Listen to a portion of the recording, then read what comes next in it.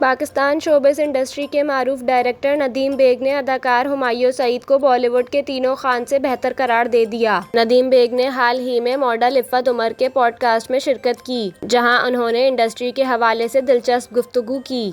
हुमायूं सईद से मुताल्लिक सवाल का जवाब देते हुए नदीम बेग ने कहा कि अगर इन्हें कोई एक्शन फिल्म बनानी पड़े और इनके पास ऐसे ही वसाइल मौजूद हों जो बॉलीवुड के तीनों खान्स के लिए हों तो वो फिल्म के लिए हुमायूं सईद का इंतखाब करेंगे।